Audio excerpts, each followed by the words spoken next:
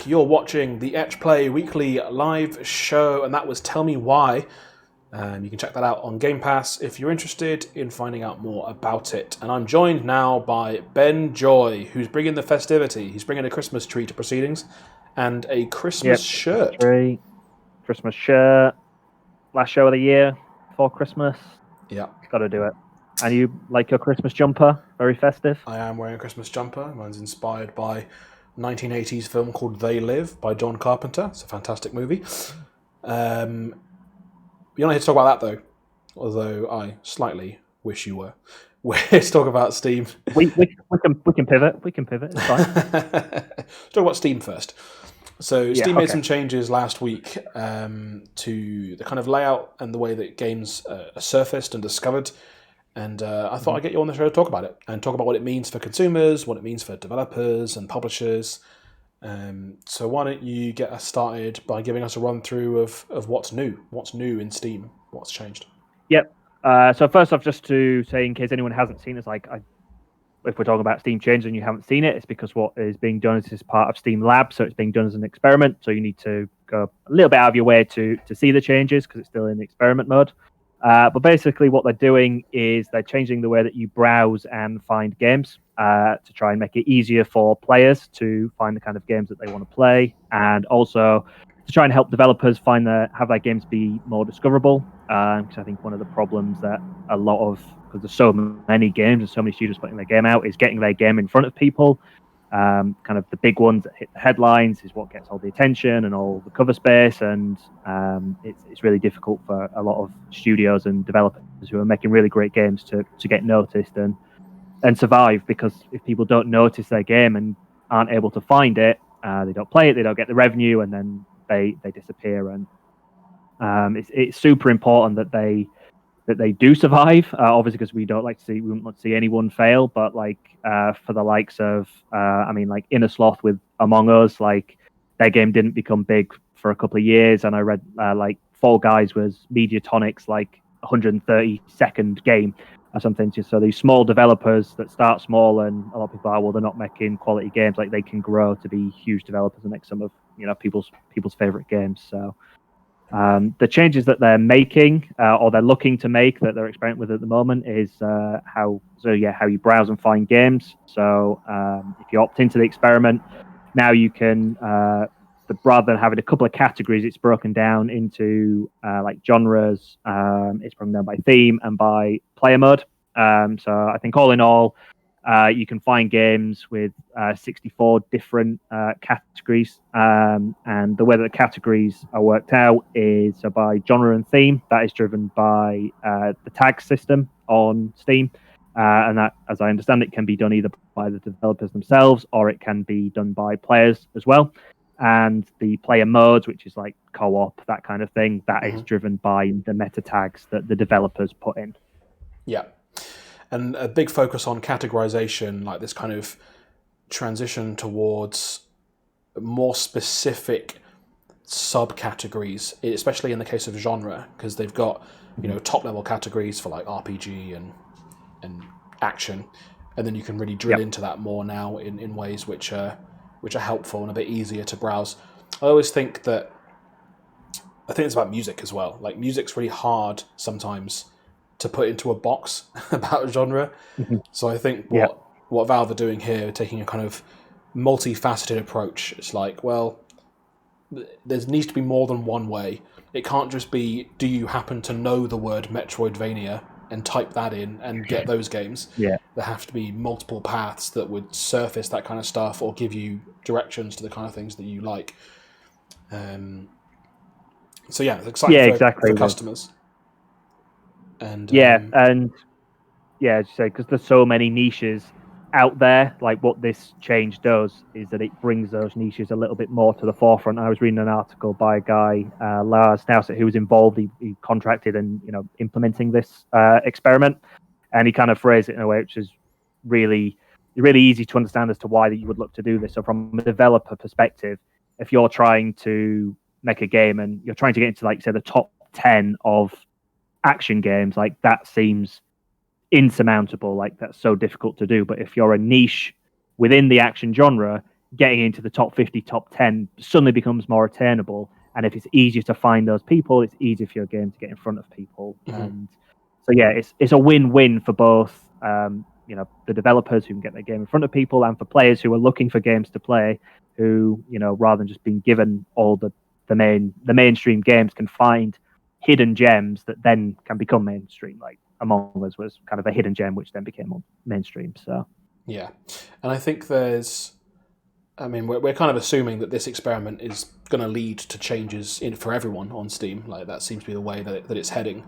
What do you think are the critical things that developers need to do to make sure that they take full advantage of these changes? Like, is it about those tags? Is it about making sure that your what's the word they use for it? Not genre, the other one. Categorizing. There's like two types of category. There's the genre, which is what kind of game it is, and then there's one which is like the vibe. Yeah, so it's by genre, by theme, and by play theme. mode. That's what I'm thinking. Theme is the word I completely forgot live on air. Is it about making sure those theme tags are representative and unique in some cases, or? Yeah, I think it is. I think the onus is going to be on developers to tag correctly, make sure that they're getting themselves in the right areas by properly tagging their game so they show up in the right place. Because there's nothing more infuriating than like something that's miscategorized. It's like, oh, this isn't, this doesn't fit. Although, as in Steam have actually put measures in place to try, self-monitor the tags and make sure that games are being correctly categorized, so that doesn't happen. But definitely making sure the tags are in there and making sure you're getting the right tags. Steam have improved their wizarding tool to help try and combat that, so that the correct tags are being applied. And they're also issuing warnings to developers for their games if it's got too few tags, or it looks like the tags are misrepresented, or too many tags. So Steam are doing things to try and make it easier for developers. But yeah, absolutely making sure you're getting those tags in and that you're happy with them, that it's going to surface you in the right category. Now that the categories are broader and being surfaced more, it's making sure you get that right. Mm-hmm. And do you think there's a benefit in, and I guess this kind of happens earlier in the kind of product strategy, but we talk about how it's so hard to stand out in games that you need to have, like, you can't just make a good game. You have to have some sort of niche. Like you have to, essentially, you have to be something that someone can describe, but also something that people haven't seen before, or at least they haven't seen it in the way that you're doing it. Is there opportunity here for like people to conceptualize games that take advantage of this structure and think, oh well, previously it would have been crazy for me to launch a dating simulator with this theme, but actually maybe now I could do it. Like maybe there'd be an easier route to being surfaced on Steam through that. Yeah, I think absolutely, because you're right in that you can see that. And I think one of the positives here is that by broadening it and actually showing a little bit clearer as to how the games are being categorized or can be categorized, is even as, if users are struggling to find games and not knowing things exist, developers are in the same boat. So you're absolutely right. The developer might have an idea like, oh, well, no one does this kind of thing. No one plays this kind of game, so I don't want to put my effort into it. And now it's like, oh, actually, here I can now see all these games that exist in this category, and people do play them and do like them. So that could, empower a developer to do that. I think you're absolutely right. And I think what has been good with this change is, because it's always a difficult balance, because there can be so many niches and so many ways you can tag things and tweak. It's like, oh, things can start to stand alone, and what they're trying to avoid is anything that's only got a few games. So anything that doesn't feel like it can stand on its own 2 feet, or it mirrors nicely with another genre. They're kind of pairing them together.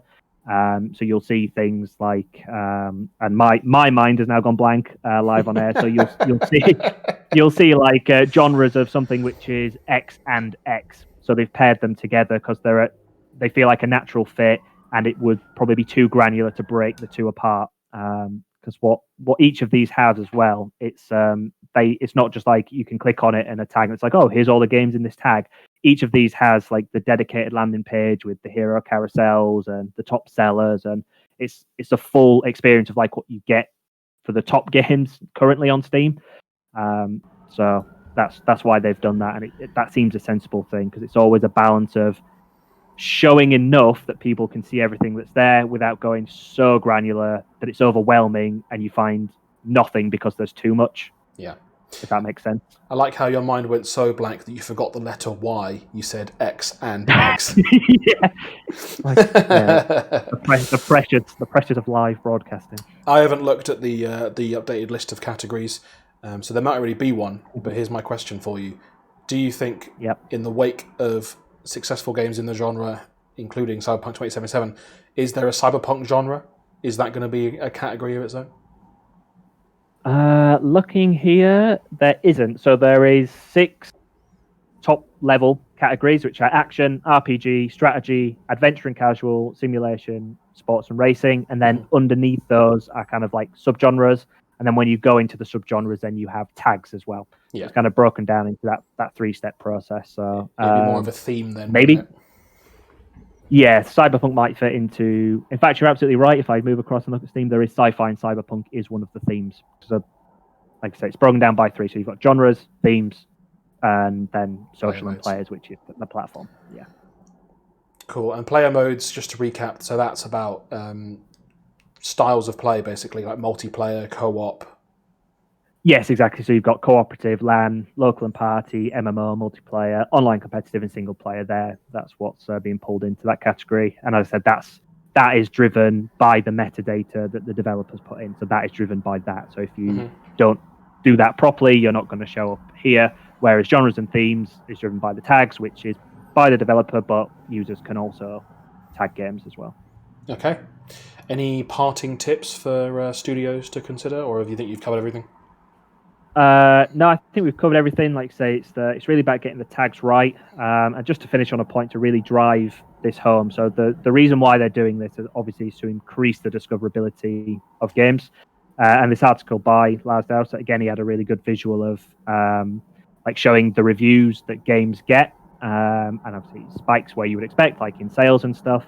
And a really scary stat is, which I'll just finish on. So, and obviously just caveat, the reviews a games get doesn't equal sales, but typically the correlation is the more reviews a game gets, the more sales it gets. So getting reviews is really important on Steam. So 30% of all reviews go on the top 0.1% of games on Steam. 70% of reviews go on the top 1%. If we expand that to the top 5% of games, that's 90% of the reviews, and 95% of the reviews go on 10% of the top games. So that's only 5% of reviews are on the bottom 90% of games. So the reason they're doing this is to try and flatten that curve and give more power to the smaller games, get them seen and let them succeed more, rather than the top games taking all of the limelight and those being the only ones that are discoverable. So that's the reason behind this. And as we've said, I think it's going to be beneficial for users and it's going to be beneficial for developers. And yeah, I would be surprised if this doesn't get through the experiment phase and gradually gets rolled out to everyone. I hope it does, because it feels like the right move for everyone. So yeah, hopefully it pays off. They're taking comments on the forum, so if anyone does go in the experiment and has comments, let them know. And yeah, we'll see where it goes. Okay. Thanks very much for joining me, Ben.